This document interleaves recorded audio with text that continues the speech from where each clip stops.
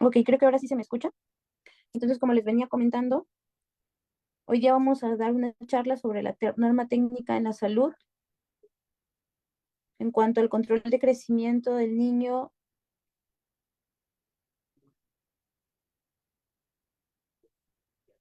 en cuanto al control, el desarrollo del niño y la niña menor de 5 años, ¿no? A quien les habla es la doctora Abigail Carrasco, mediante el Centro de Capacitación e Innovación Global. Ok, entonces, para empezar, es importante mencionar que este tema de la salud, obviamente en el Perú, es una tarea muy compleja, una tarea que necesita de muchos personales de salud para poder hacer esta evaluación del control del niño sano, ¿no? Entonces, ¿y esto por qué? Porque existe un problema que se llama inequidad, que es sobre la distribución de los recursos humanos, recursos materiales y económicos, ¿no? Em, que puede llevar a que esto afecte las condiciones y calidad de vida de los niños menores de 5 años y de cómo también enfrentan este tipo de problemas de salud, ¿no? Además, ya creo que no es novedad mencionar que el sistema de salud que tenemos en Perú es poco eficaz y que no logra atender a la salud de la población en total. O sea, no siempre se puede llegar a atender a todos los niños en un 100%. Entonces, como generalidades, como un poco de historia, hay que recordar lo del Alma Ata, que fue un convenio que básicamente daba el lema de salud para todos, ¿no? Esto es obviamente el gran reto del siglo XXI, que la salud llegue a todos. Esto es muy poco, se está trabajando, sí, pero es muy complicado. Entonces tenemos aquí en subrayado las políticas de salud, que básicamente es el marco donde se desenvuelven los individuos en un país a través de sus organizaciones, empresas, comunidades para poder llegar a ejercer sus actividades, ¿no? Dentro de eso también está obviamente el MINSA, las entidades públicas, las empresas públicas, incluso las privadas, ¿no? Porque no todos los niños se hacen los controles por el Estado, por el sí, sino algunos pueden usar su seguro particular y hacen su seguro particular, ¿no? Entonces, obviamente esto es algo de salud pública que es importante que todos conozcamos sobre los diferentes planes, por ejemplo, el plan del Bicentenario, que aquí involucra a los niños y a la salud que deben de tener todos, ¿no? Aquí otra más de los lineamientos, no sé si ustedes conocen agentes comunitarios, por ejemplo, en zonas rurales, en zonas de la sierra, la selva extremas, existen los agentes comunitarios, que suele ser un poblador de esa zona, que como su nombre lo dice, es un agente comunitario de salud, que en convenio con el personal de las pozos o los centros de salud hacen aviso para las campañas médicas, hacen aviso para las vacunaciones, hacen aviso cuando, por ejemplo, se llega a una nueva prueba de laboratorio esa posta, y de esa forma ayudan a que puedan venir los niños a sus controles, a sus desparasitaciones, etcétera, ¿no? Entonces, esto es un poco de los lineamientos de mejora, porque muy aparte de aprender sobre cómo pesarlo y tallarlo, es importante que aprendamos qué medidas podemos tomar nosotros como personal de salud para mejorar este tema. Entonces, esta charla va a ir en base a la norma técnica del MINSA, ¿ya? Que nos habla sobre, pues, el control del crecimiento y el desarrollo en el niño y en la niña menor de 5 años. Entonces, ¿cuál es la finalidad de hacer este control? Mejorar la salud, la nutrición y el desarrollo infantil temprano, pues en niños y niñas. Esto justificado de que todos los niños y niñas deben tener, sin distinción, sin diferente condición, religión o estatus social, un correcto desarrollo, ¿no? Para poder potenciar sus capacidades y para mantener el marco del respeto. ¿Cuáles son los objetivos de que nosotros hagamos un control del niño sano? Poder identificar oportunamente situaciones de riesgo o alteraciones en el CRED, que es en el control de crecimiento y desarrollo, para poder hacer una atención efectiva, una atención pronta, ¿no?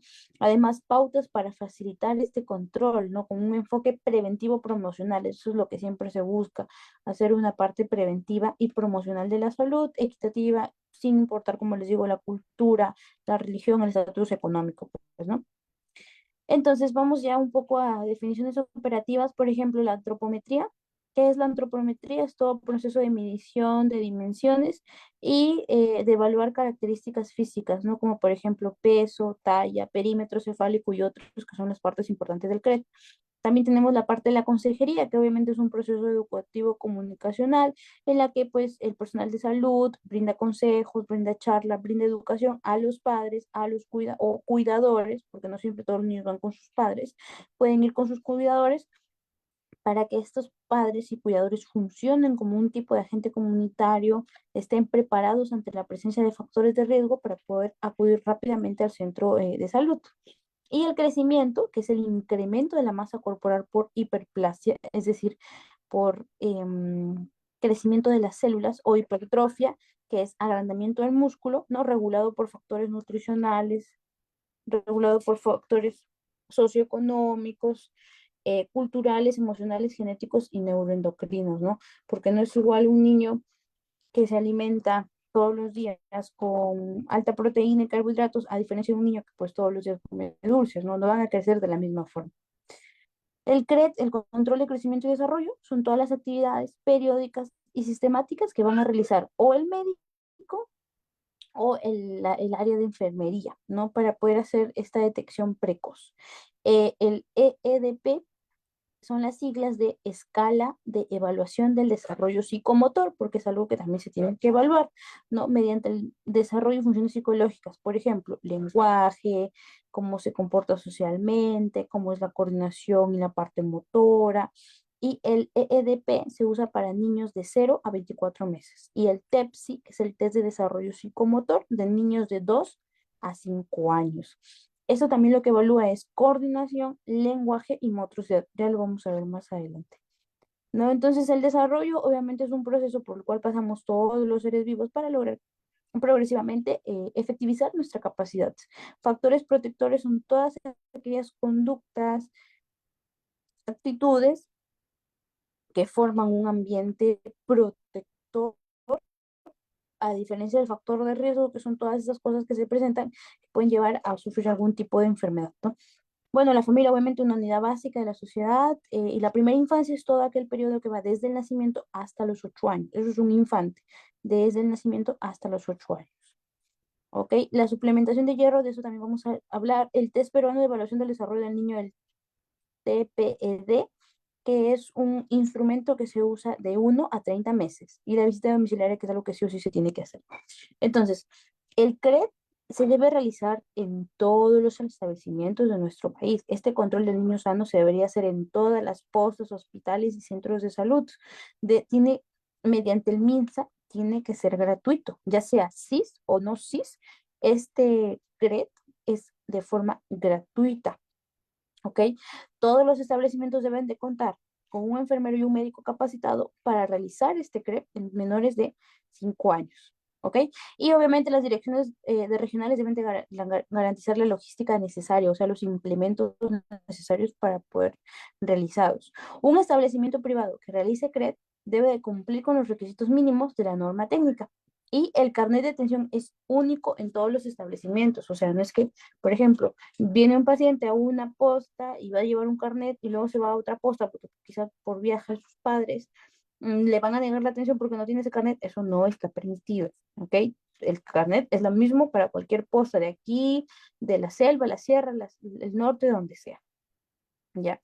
Entonces, ¿qué hacemos en el CRED? Hacemos la valoración. ¿Qué más hacemos? El seguimiento, la intervención y obviamente los diagnósticos, ¿ok? Entonces, ¿qué es lo que más o menos se hace en un CRED? Se tiene que hacer evaluación de todas estas áreas. Por ejemplo, factores de riesgo psicosociales, evaluación física y neurológica, evaluación de la función visual, auditiva, enfermedades prevalentes o el IEPI, inmunizaciones y suplementación de hierro, ¿no? Las vacunas. ¿Qué más tenemos que hacer? Crecimiento y estado nutricional, desarrollo, tamizajes de violencia y maltrato, evaluación bucal y ortopédica. Por eso es que el CRED, aparte de ser una evaluación multifuncional, también es multiorgánica. Miren, evaluamos condición física, evaluamos condición neurológica, evaluamos ojos, oídos, boca, vacuna, prevención de la anemia, tamizaje de violencia, evaluación ortopédica. Entonces, es importante poder conocer todas las áreas para que no se nos escape ninguna y detectar a tiempo cualquier anormalidad que pueda presentar este paciente. Ok, entonces para hacer un diagnóstico tenemos que evaluar el crecimiento, ¿no? ¿Cómo se evalúa el crecimiento? Mediante el peso, la talla y el perímetro cefálico. De esa forma evalúo el crecimiento. ¿Y cómo evalúo el desarrollo? Con los diferentes test, ¿no? El EDP, el TEPSI o el tamizaje peruano ED.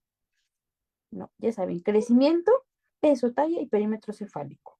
Desarrollo ya con los tamizajes especiales. ¿Ok? Entonces, ¿cómo hago una intervención? ¿Cómo intervengo durante el CRED? ¿Cómo intervengo para mejorar el crecimiento y el desarrollo? Mediante la consejería, ¿no? Aquí podemos ver la imagen de probablemente una enfermera o una doctora pudiendo hacer consejería a los padres de ese niño, ¿no? Entonces, intervengo mediante la consejería.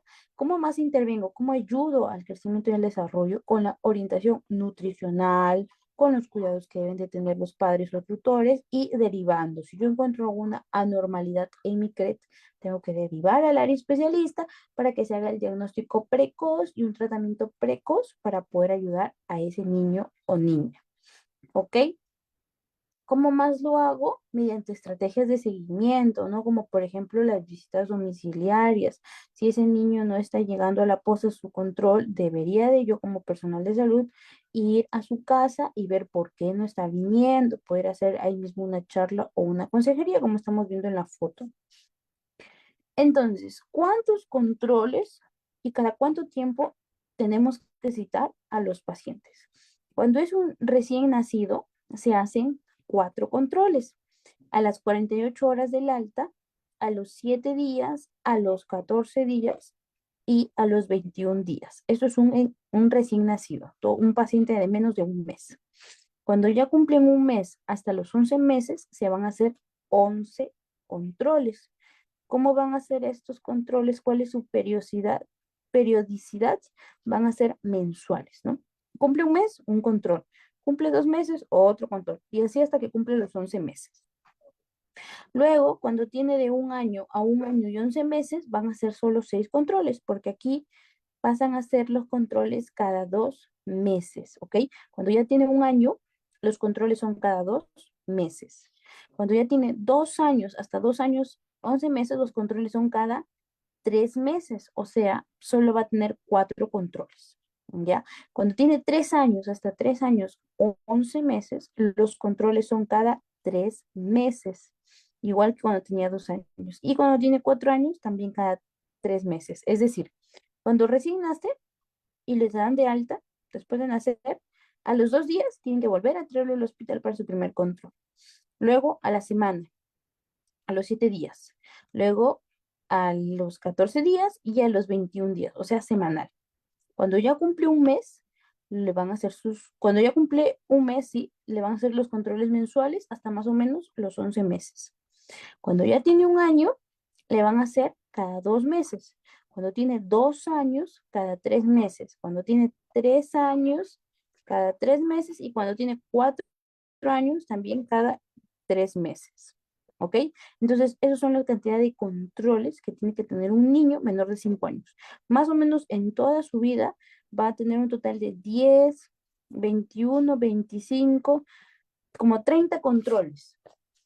Ya cuando tiene menos de 5 años, va a tener como un aproximado de 30 controles que tiene que cumplir para poder vigilar su estado de crecimiento y desarrollo. ¿Ok? Entonces, hay casos especiales en los que no van a tener 4 controles, sino 18 controles. ¿Ok? Como por ejemplo, para todo aquel niño o niña prematuro o de bajo peso, va a tener 18 controles. Es decir, a las 24 horas de haber ido de alta, va a tener un primer control. Y luego, cada 72 horas hasta que cumpla los primeros 15 días de vida. Luego, semanalmente va a tener sus controles hasta que salga del método canguro. Luego, cada 15 días hasta los 3 meses de edad. Y ya luego mensualmente hasta que cumpla 1 año de edad. Y ya luego posteriormente va a ser cada 2 meses hasta los 2 años, cada 3 meses hasta los 3 y cada 6 meses hasta los 5 años. ¿Ok? Bueno, entonces, ¿qué más o menos son las cosas que tenemos que necesitar para hacer estos controles? Por ejemplo, obviamente un instructivo para saber cómo llenar una historia clínica y luego el formato de la historia clínica, que tiene que tener el plan de atención, los datos de filiación y antecedentes. Aquí colocaremos si es un niño prematuro o no prematuro, bajo peso o no bajo peso, o si tuvo algún problema la madre durante la gestación. Hay que evaluar la alimentación, eso es un tema muy importante. Hay que tener el formato de consulta, la ficha y tamizaje de violencia, de maltrato infantil, las curvas de evaluación que lo vamos a ver más adelante, las curvas de evaluación del crecimiento tanto en niñas y niños, así como del perímetro cefálico, porque dijimos que el peso, la talla y el perímetro cefálico evaluaban que el crecimiento. ¿Ok? ¿Qué más tenemos que tener cuando hagamos nuestra consulta del CRET? El carnet de atención, que como les digo es igual en todas las postas. Aspectos prácticos a considerar en el CRET, el registro de seguimiento de la atención integral, eh, la evaluación del examen físico, ¿no? Que es lo que estamos encontrando, la detección, pruebas para detectar algún problema visual, algún problema que vamos a detectar auditivo, la evaluación ortopédica que ya les voy a enseñar más adelante, y evaluación de pares craneales, así como de los reflejos en cuanto a los recién nacidos. ¿Ok? ¿Qué más tenemos que tener en nuestro consultorio? ¿Cuáles son las recomendaciones sobre salud bucal, no? Que obviamente esto es por parte de conocimiento de todo el personal de salud, o si no, pues se puede derivar a odontología si es que lo tienen en su centro de salud. ¿Qué más? El procedimiento de cómo vamos a medir las variables antropométricas, el instructivo del kit del buen crecimiento para hacer las consejerías, esos son los planes de intervención, cuáles son los consejos sobre la atención temprana, obviamente una lista de equipo inmobiliario, y ya todos los instrumentos que tenemos que tener a la mano para poder hacer este tipo de atenciones. ¿Ok? Entonces, otra parte que vamos a ver es, ahorita vamos a ver cómo se hacen estas evaluaciones. Por ejemplo, cómo se hace lo del crecimiento. Ya, entonces seguimos con lo del CRED y acá vamos a hacer la valoración de, por ejemplo, los factores de riesgo biopsicosociales. Esto se tiene que hacer en cada control. En una primera evaluación vamos a hacer la evaluación psicosocial.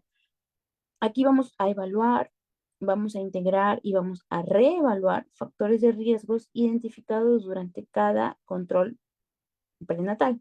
Por ejemplo, vamos a ver niños, vamos a ver si tenemos niños, niño o niña sin control, si es un niño o una niña en adopción, si es que hay ausencia de cuidador estable, si es que la madre tuvo menos de 34 semanas de gestación o el bebé tuvo un peso menor de 2.500 gramos, alguna enfermedad biológica o congénita, una enfermedad crónica detectada, una alteración en el desarrollo psicomotor, alguna malnutrición por algún déficit, alguna discapacidad física que pueda presentar.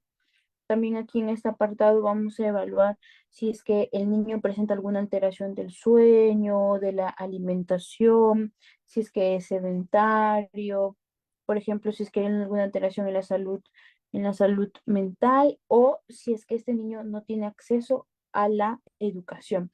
Esto usualmente es un poco más complicado de ver cuando hacemos un control en niños de la ciudad, pero si nos toca trabajar o hacer este tipo de controles en zonas rurales, eso sí va a ser frecuente de encontrar porque allí muchas veces pues no es frecuente que los niños vayan al colegio en ciertas zonas, ¿no?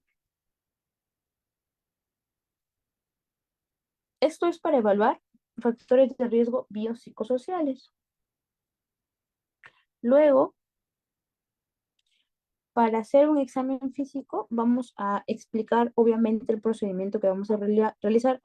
Claro, está con un lenguaje sencillo para que el niño nos pueda entender y para que los padres o los cuidadores también, ¿no? Entonces, lo primero que vamos a hacer es obviamente lavarnos las manos antes de tocar a ese niño, o también se pueden usar guantes como una medida de bioseguridad y respetar el pudor y la participación de este niño, ¿no? Y lo más importante, hacerlo delante del padre o del cuidador para evitar ciertos problemas, ¿sí?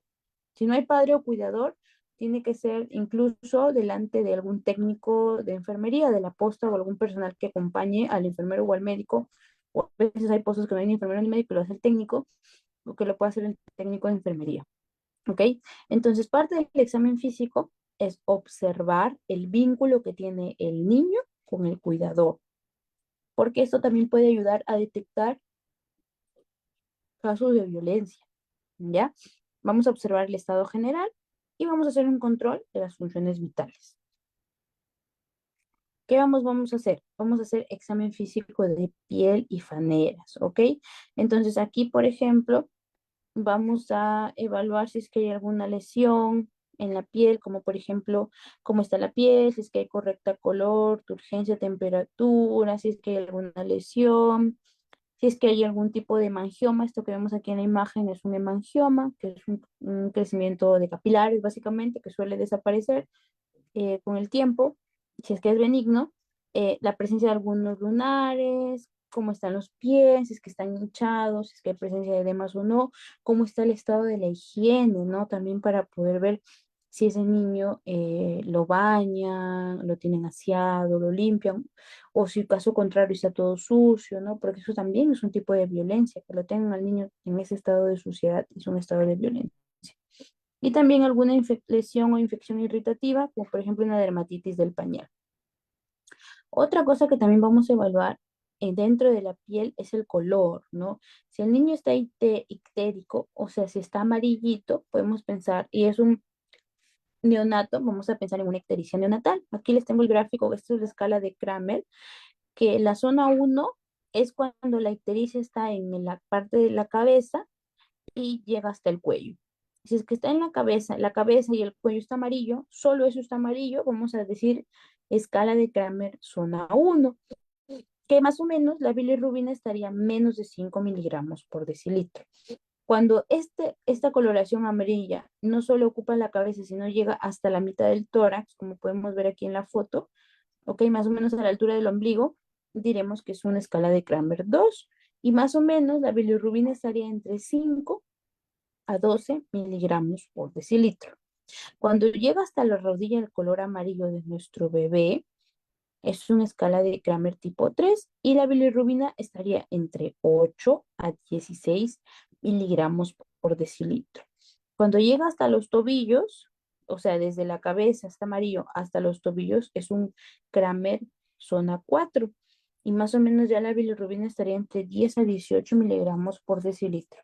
Y cuando es todo el cuerpo, o sea, desde la cabecita, los brazos, las manos, las piernas y los pies, está amarillo, o sea, es totalmente amarillo ese niño, es una escala de Kramer zona 5 y la bilirrubina estaría más de 15. ¿Ok?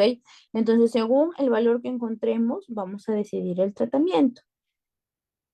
Por ejemplo, si llega hasta 5, usualmente se puede realizar fototerapia, ¿no? Pero si ya es más de 15, ¿no? Un Kramer 5 ya sería hacer una transfusión, un recambio de transfusión, porque puede haber ya algún tipo de complicación, ¿ok? Entonces, ¿qué más vamos a hacer dentro del examen físico? El examen de la cabeza.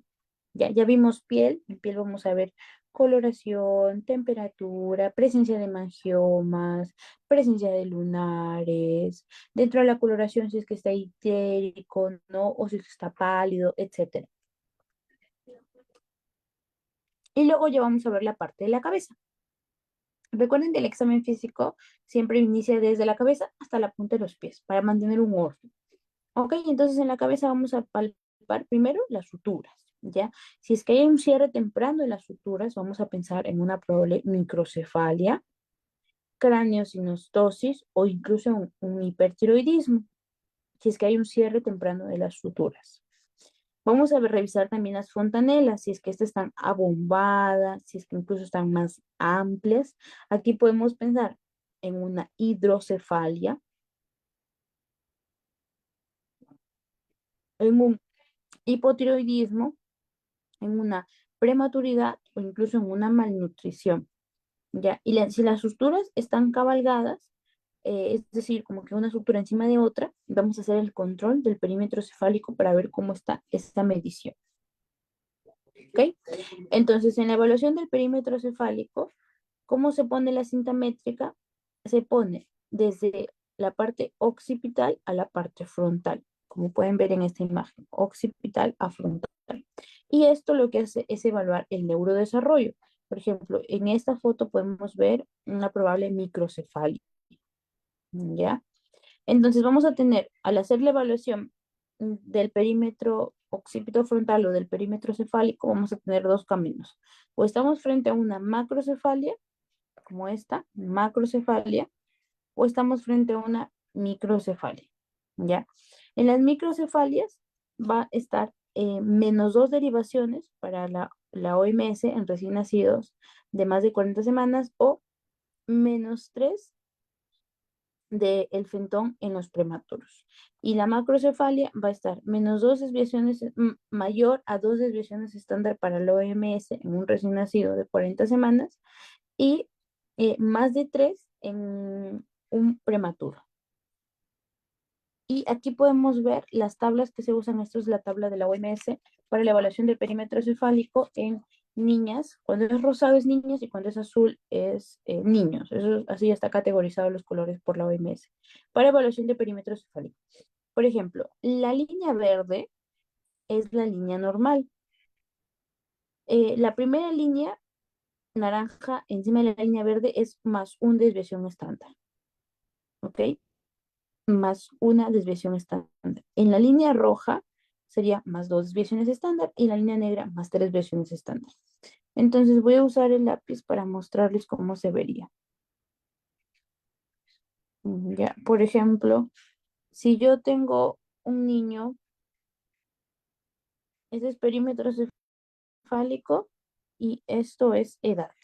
Entonces yo les digo, tengo una niña de 2 años, ¿ok? 2 años y su cabeza le mide, su perímetro cefálico, una niña de 2 años que su cabeza le mide más o menos unos 47 centímetros. Entonces, ¿qué vamos a hacer? Vamos a buscar abajo edad. Ya, 2 años, acá está, 2 años, yo dibujo para arriba. 2 años, ok, acá está 2 años. ¿Y cuánto le mide su cabeza? 47 centímetros. Entonces me voy acá, perímetro cefálico. 44, 46. Y más o menos, si esto es 48, esto es 46, aquí estaría 47. Entonces trazo la línea para cortarlo. Ya. ¿Dónde se... A ver, perdón. Se fue chueca mi línea. ¿Dónde se interceptan los 2 años y los 47 centímetros? Aquí. Aquí se interceptan. Entonces, ¿qué puedo decir? Que esta niña está ¿dónde? Si aquí se interceptan. ¿Esta niña está dónde? En la línea verde. O sea, está en un rango normal. Esta medida de su cabeza con esa edad de 2 años es normal. Si yo hubiera dicho, por ejemplo, no, a esa niña le mide más o menos aquí, 2 años, le mide más o menos 50 centímetros, ¿qué diría yo? Está más 2, 1, 2, más 2 desviaciones estándar. Entonces, ¿en qué pensaría?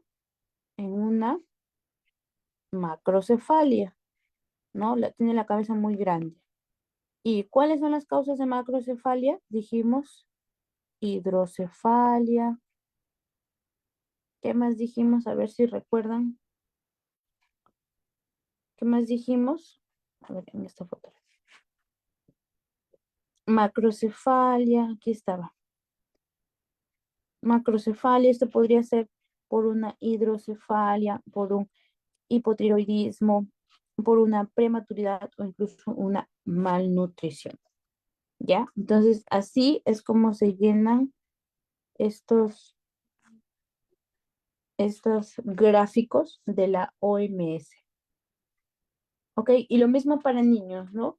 Busco por debajo, aquí en este apartado, busco la edad, aquí el perímetro, y donde se interceptan, veo en cuál línea estoy para decir más o menos en qué desviación, si es que tengo algún tipo de desviación estándar o estoy dentro de lo normal.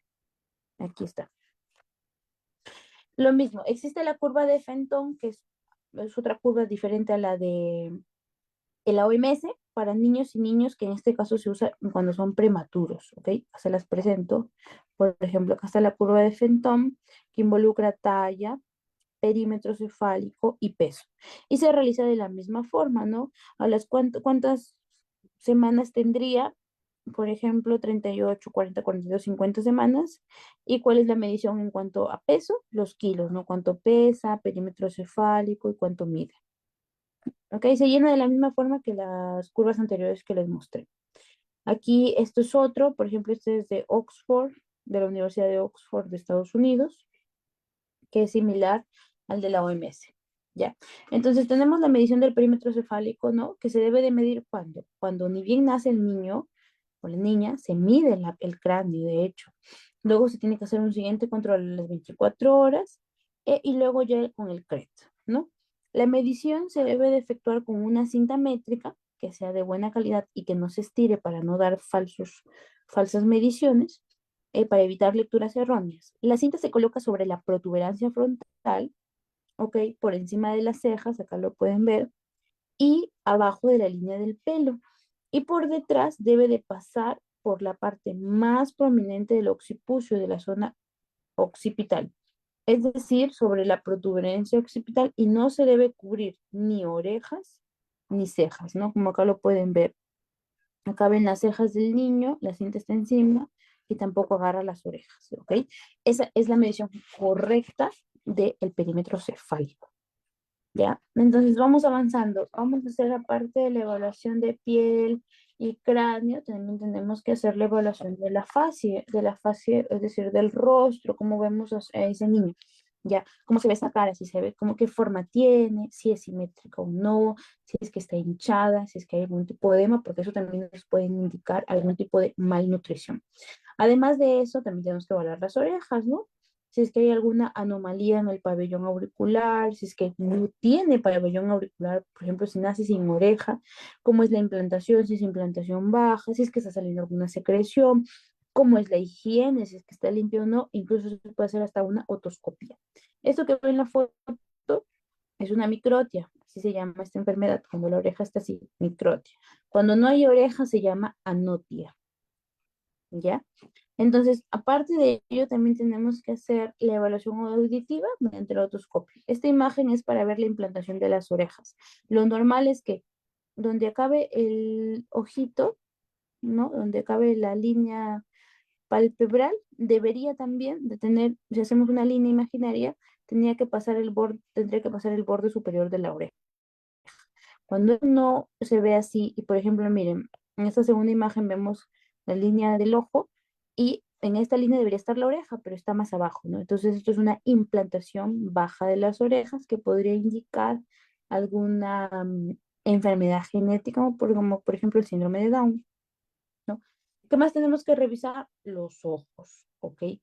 Tenemos que revisar los párpados, cómo están los párpados, si es que hay una ptosis, es decir, una caída del párpado, si es que hay edema, si es que están hinchados, si es que está inflamado, si es que hay un entropio, que es básicamente cuando la línea de las pestañas están por dentro, o sea, como que hincan a la córnea.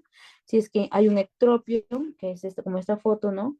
Que el párpado está vertido hacia afuera, o si es que hay la formación del epicanto, que no se ve la línea, la zona lagrimal.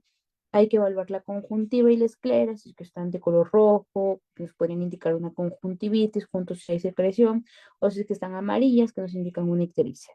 También hay que evaluar el iris y la pupila.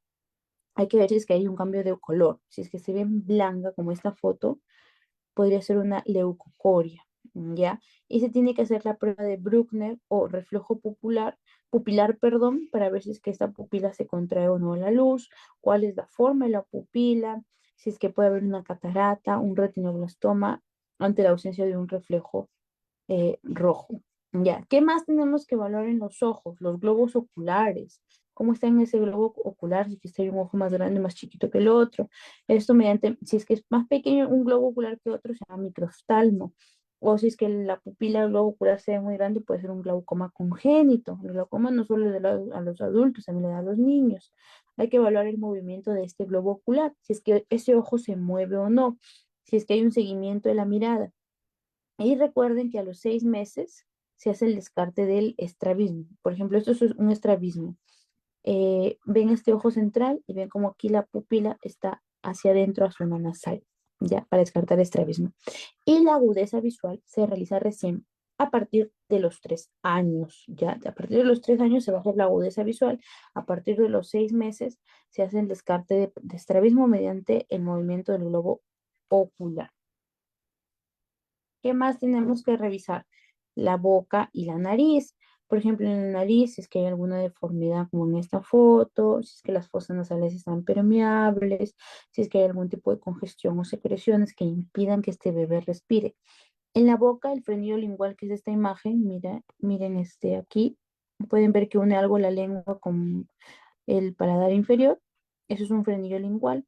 Hay que evaluar cómo está ese paladar, si está ocluido o no, si el bebé puede abrir la boca o no, y la higiene. Por ejemplo, esto es una cándida bucal. ¿Ven todo eso blanco? Eso es un hongo en la boca, una cándida bucal, probablemente por una falta de aseo. Ya, hay que recordar también que a los 3 años de edad el niño ya debería de tener 20 dientes, ¿ok? A los 3 años de edad ya debería de tener 20 dientes. A los 6 meses de edad aparecen los incisivos inferiores. Ok, los dientecitos de abajo, como por ejemplo de estos niños, a los 6 años ya empiezan a aparecer. Seguimos bajando, ya salimos del cráneo, la cabeza, las orejas y bajamos al cuello. Ya, por ejemplo, si el cuello es simétrico, si se dobla o no, si es que hay dolor a la palpación, si es que le sale algún tumor.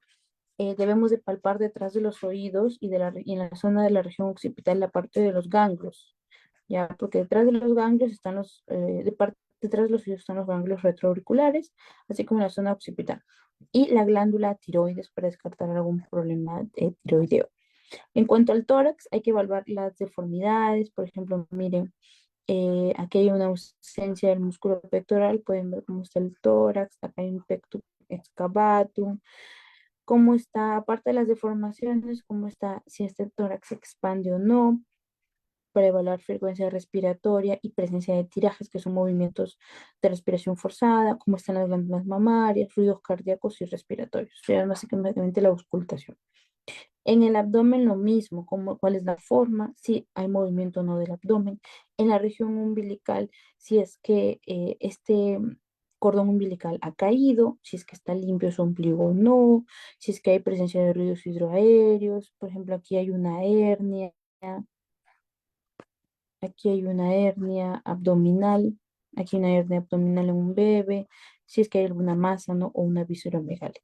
En cuanto a la columna, tenemos que evaluar cómo está, si hay una simetría o no. Por ejemplo, esto es una probable escoliosis. Pueden ver que el cuerpo está caído del lado izquierdo.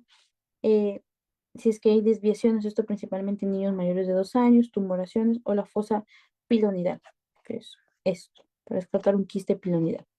Luego, en la parte de las extremidades, vamos a hacer la evaluación de diferentes pruebas. Por ejemplo, primero, el signo de Barlow y Ortolani. Esto es para evaluar para descartar displasia congénita de cadera. Aquí está la foto. En Barlow, en Ortolani primero es, como ven la foto, agarro los miembros inferiores y lo empujo hacia adentro y hacia abajo. Y al aperturarlo hacia afuera y hacia arriba, para ver si se escucha el chasquido que descarta la displasia congénita de cadera. Y Barlow lo que hace es abrir hacia dentro y hacia afuera, ¿ok? Y cerrar hacia adentro, para lo mismo, descartar algún tipo de displasia congénita de cadera. ¿Qué más tengo que evaluar? La asimetría de pliegues en los glúteos. Eso también lo que indica es un tipo de displasia congénita de cadera, la asimetría de pliegues. ¿Qué más? ¿Cómo se ven las piernas? Y es que, si es que hay alguna dificultad para la marcha, ¿no? Como por ejemplo, aquí hay una eversión de las piernas, ¿no? Eso se evalúa a los 18 meses. Y el arco plantar para descartar el pie plano, ¿ya? Esto principalmente a los 2 años de edad recién se puede evaluar, ¿no? Como ver, el niño está pisando y no se forma ningún arco, ¿no? Entonces esto es un pie plano, que no se forme un arco, ¿ok? La zona genitourinaria en niños, en niñas vamos a evaluar cómo se ven los labios vaginales, el clítoris, el himen, etcétera, cuál es su tamaño, cuál es su forma, la higiene y lo más importante también, seguido de la higiene, si es que hay algún tipo de lesión o no, porque eso nos puede descartar violencia, la violencia sexual que pueden estar sufriendo esos niños. Y en niños, el tamaño de los testículos. ¿Ya? También hay que revisar zona anal, que lo hago.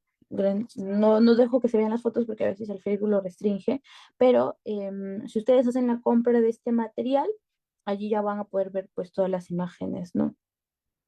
Entonces en la zona anal se va a evaluar obviamente la permeabilidad. Esto ni bien nace se hace esta evaluación porque el ano impermeable es una de las patologías quirúrgicas agudas que tienen alto riesgo de mortalidad, ¿no?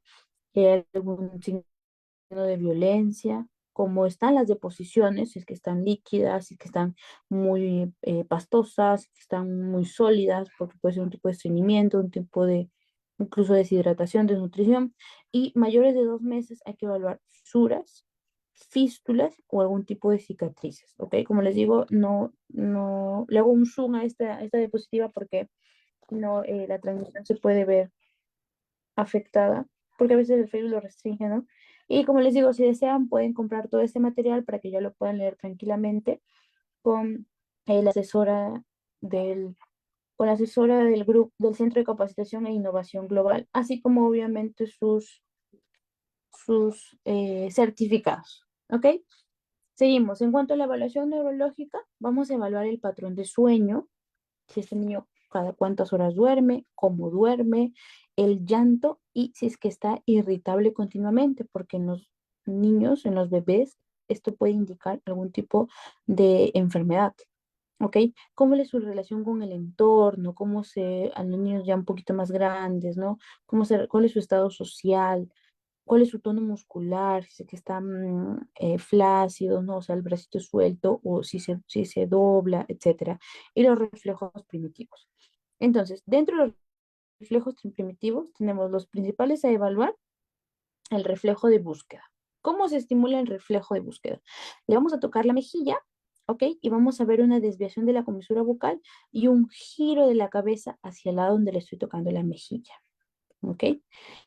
Miren aquí, como por ejemplo, le están tocando la mejilla y se está desviando su comisura bucal y gira la cabeza hacia ese lado. ¿Y cuando desaparece este reflejo? Cuando ya cumple un mes. Cuando ya cumple un mes de vida, desaparece usualmente el reflejo de búsqueda. Tenemos el reflejo de succión. Cuando le tocamos el dorso de la lengua, esta va a adoptar una forma cóncava y va a realizar la succión. Eso es el reflejo de succión, ¿ok? Como en esta fotito. Y va a desaparecer a los 3 meses. Si es que tiene más de 6 meses y sigue apareciendo el reflejo de succión, esto ya es algo patológico, ¿ok? Esto ya debería desaparecer.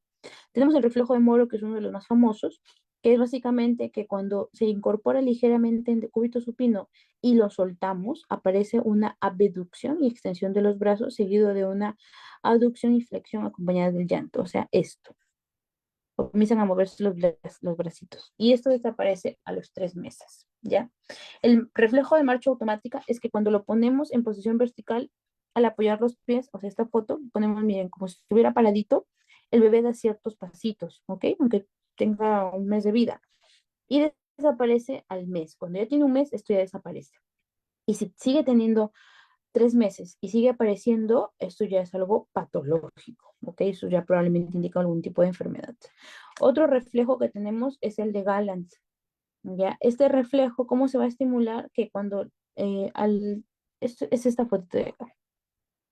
Al estímulo paravertebral desde debajo de la escápula hasta encima de la cresta ilíaca, cuando nosotros pasamos nuestro dedo debajo de la escápula hasta su cresta ilíaca, el niño va a curviar la espalda, ¿ya? Va a ser una incurvación del tronco y desaparece hasta los 5 meses, ¿ok? Entonces, si alguno tiene un bebito de entre 1 mes a 5 meses en su casa, puede practicar estos reflejos para que vean cómo aparece y poder ver de una forma pues, mucho más cercana a los ejemplos, aparte de las fotos.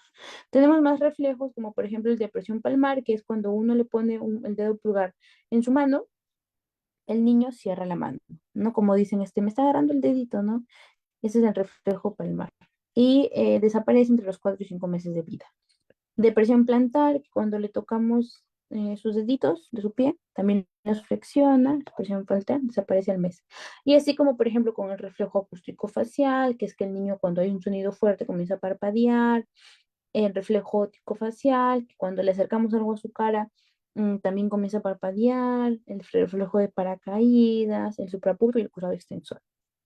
Ok, aquí hay un link de un video que luego lo pueden ver, como les digo, ustedes pueden acceder a este material, consúltenlo en el grupo o con la asesora para que puedan poder también entrar a este link de YouTube a poder ver cómo se evalúan los reflejos. Entonces seguimos con la evaluación de funciones, con la evaluación visual. Entonces, para esta zona de la evaluación de la función visual, básicamente vamos a ver ciertos factores de riesgo para esta función visual. Es decir, ¿qué es lo que yo puedo preguntar, ver en antecedentes que me den un probable riesgo para la parte visual? Son los niños prematuros, sobre todo los que pesaron menos de 1500 gramos.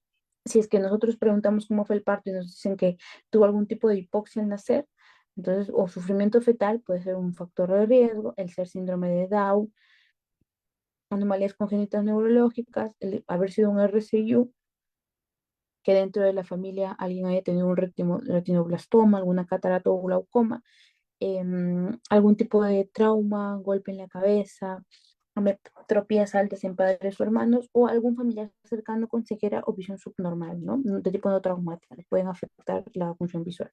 Entonces, ¿qué tenemos que hacer? La inspección ocular. ¿Cómo cuál es la alteración? ¿No? Cualquier alteración anatómica o morfológica del ojo y sus anexos.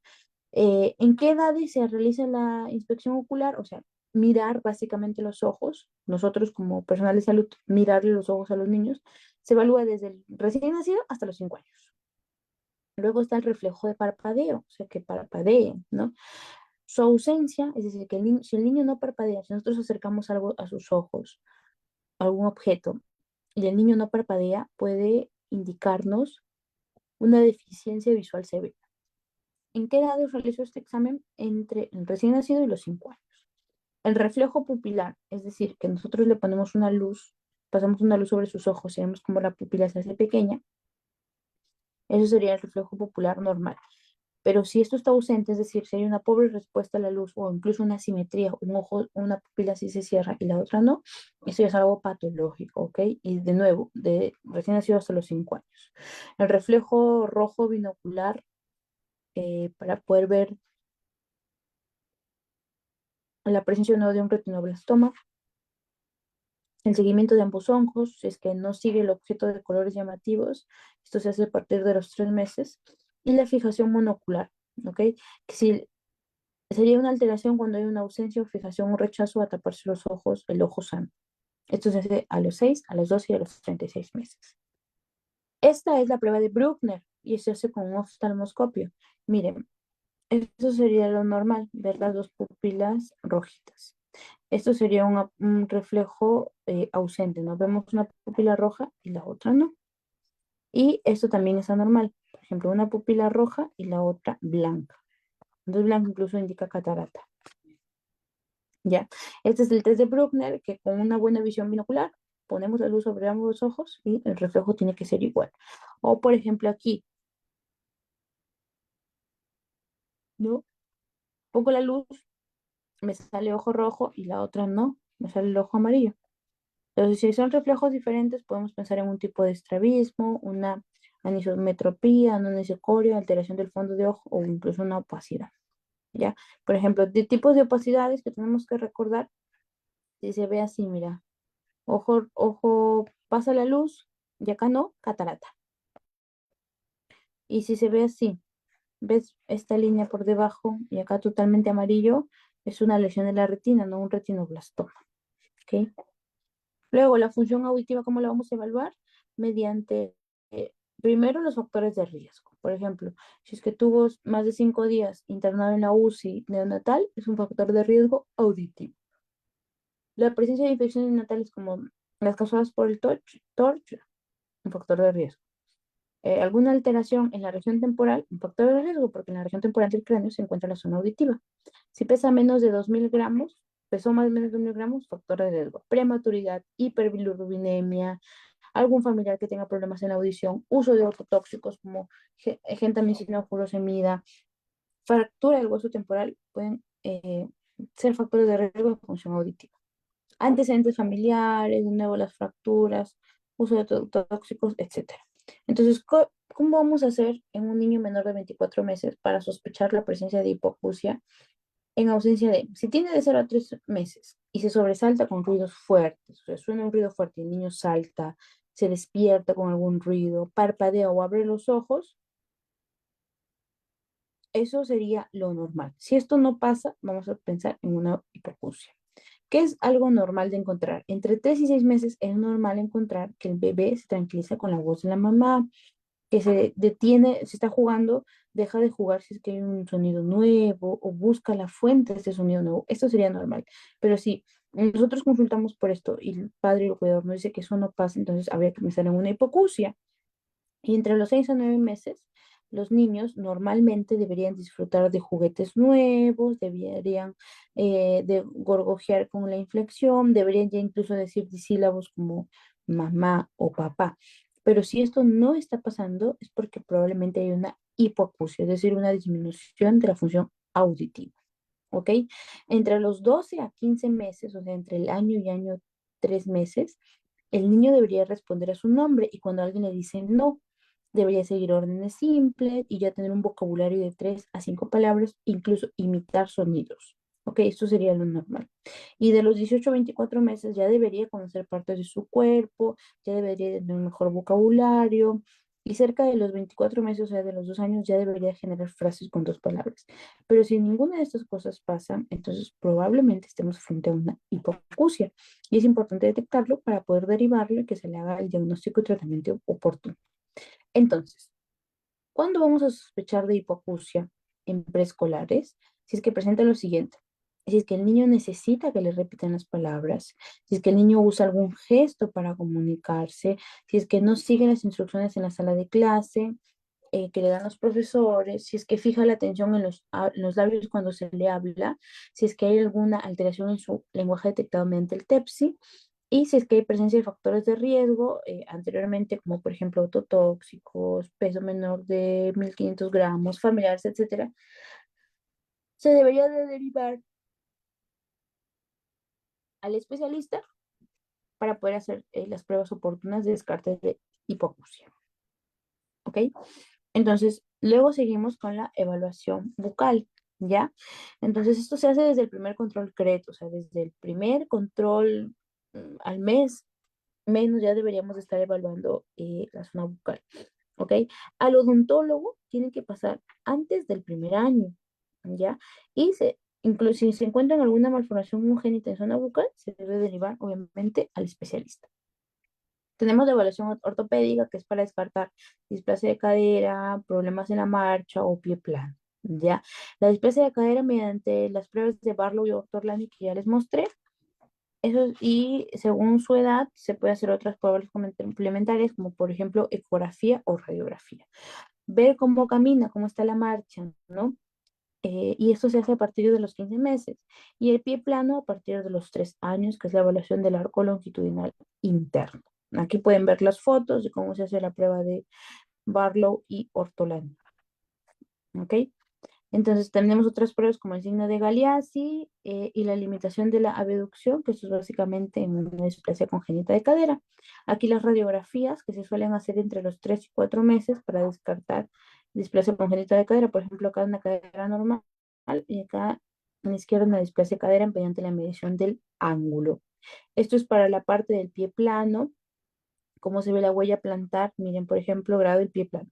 Esto es un pie plano grado 1, grado 2, grado 3 y grado 4. ¿Ok? Tipos de malformaciones en el pie plano, pie valgo, pie equino, pie sambo, pie cabo, pie talo. Aquí les dejo las fotos para que ya cuando tengan las diapositivas ya ustedes lo puedan visualizar con más calma, ¿no? Así se ve de la parte posterior un pie plano, así se ve un pie varo y así se ve un pie valgo. ¿Ya? Genus valgus, que es básicamente cuando las rodillas pues prácticamente están para adentro y se ven de esta forma, eso se llama genus valgus. ¿Ok? Enfermedades prevalentes que pueden acontecer a esta edad, por ejemplo, enfermedades respiratorias, eso se tiene que valorar en cada control, la anemia con el dosaje de hemoglobina a los 6, a los 12 y a los 18 meses, y luego a partir de los 24 meses una vez al año. Y la parasitosis que se hace al año y luego de forma anual, ¿no? Esto se hace mediante examen parasitológico o un test de Graham. Entonces, durante el CRED se debe de verificar el esquema de vacunación, la suplementación de hierro y entregarlo si es de forma necesaria. ¿Qué más vamos a evaluar? La antropometría, ¿no? Que es básicamente el peso y la talla que se va a ir registrando mes a mes según los controles en el carnet. La evaluación del desarrollo psicomotor con las diferentes escalas, el PET, el EDP o el TEPSI. Y en prematuros usar la edad corregida. Los tamizajes de violencia y maltrato, esto lo puede hacer el área de psicología, si tienen psicología en su poste, centro de salud, etcétera, o si no, ya ustedes mismos como personal de salud. Es básicamente aplicar las fichas de tamizaje para ver maltrato infantil, violencia familiar y si es que hay algún tipo de violencia, poder referirlo según la norma vigente. Entonces, según esto, vamos a hacer los diagnósticos de crecimiento y desarrollo, ver cómo está este niño en cuanto al crecimiento y desarrollo. El diagnóstico del crecimiento se hace con el peso para la edad, con estas tablas que ya les mostré cómo se llenan. Y aquí vamos a ver crecimiento adecuado cuando está dentro de la curva, ¿ya? Crecimiento inadecuado, diferentes alteraciones, por ejemplo, poco crecimiento en peso y talla, incremento nulo, pérdida de peso o ganancia de peso excesivo. Eso también es un crecimiento inadecuado, la obesidad. ¿Ok? Peso para la edad y talla para la edad. Esos son los gráficos que ya les mostré. Y luego, por ejemplo, en recién nacidos según su edad gestacional, vamos a hacerlo según percentiles. Ya, la curva de peso según edad gestacional, ok, que ya les mostré también cómo se llena, cuáles son los puntos de corte, aquí con las tablas, estas tablas ya las pueden revisar más detenidamente, las pueden incluso imprimir y tenerlas con ustedes para cuando les toque hacer un tipo de CRED, tenerlos a la mano para poder ver más o menos cuál es el diagnóstico que se les daría según el punto en el que se encuentren, ¿no? Como les digo, tenemos zona normal, encima de en cuanto esto es de peso para la edad, sobrepeso, debajo de lo normal, bajo peso o bajo peso severo. Esto es lo mismo, pero en niñas. Les dije que rosados es para niñas y azules para niños, ¿ok? Otras valoraciones nutricionales que podemos hacer son los niños con lactancia materna exclusiva, ¿ok? Cuando un niño tiene lactancia materna exclusiva, no debemos de considerarlo como obeso o sobrepeso, ¿ya? Porque estos crecen mucho más rápido en el primer trimestre y luego ya se aplana su curva. En los niños prematuros la curva debe ser ascendente mes a mes, deberían de verse estos crecimientos. ¿Ok? Así es, esto es el incremento por mes y año que deben de tener según la edad, ¿ok? De 0 a 3 meses debería de crecer 4 meses por mes, 4 centímetros por mes. Cuando tienen 1 año o 2 años debería ya de haber crecido de 10 a 12 centímetros por año, ¿ok? Esto es lo que indica la OMS. ¿Cuánto peso debe de ganar por día?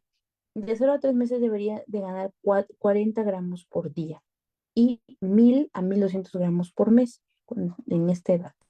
y aquí los demás rangos de edad para que ustedes ya lo puedan revisar, como les digo, más detenidamente. Y la parte del tratamiento son las diferentes estrategias multidisciplinarias o integrales que básicamente lo que tienen que hacer, como las visitas domiciliares, las charlas, las citas, campañas, etcétera, que se deben de evaluar para poder hacer una evaluación integral. Ok, entonces ya estamos llegando al fin de esta charla del desarrollo y crecimiento de niños menores de 5 años. Como les digo, pueden acceder a este material para que lo revisen de forma más tranquila, lo puedan imprimir para tenerlo con ustedes en alguna libreta o pegarlo en su consultorio, así como acceder también al certificado que se está brindando, eso ya con la asesora. Si hay alguna duda o alguna pregunta, me lo pueden dejar en los comentarios, en el chat, para yo poder revisarla y ayudarles respondiéndola. No sé si es que hay alguna duda o alguna pregunta.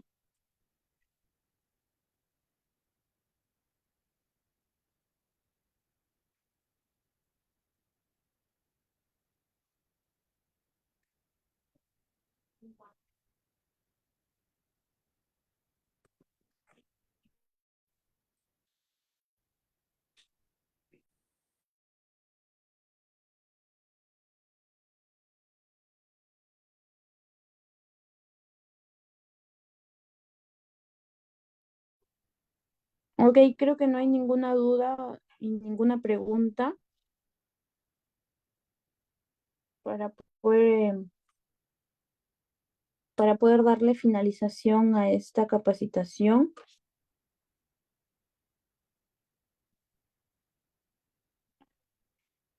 De igual forma, ay, de igual forma, como les digo, pueden acceder al material y ya lo pueden revisar con calma. Y si surge alguna duda en una siguiente charla, me la pueden comentar y podemos resolverla juntos, ¿ok? Los invito a poder acceder también a la certificación de esta capacitación virtual que se ha llevado a cabo para poder, pues la puedan obtener y obviamente mejorar su currículum y sus conocimientos.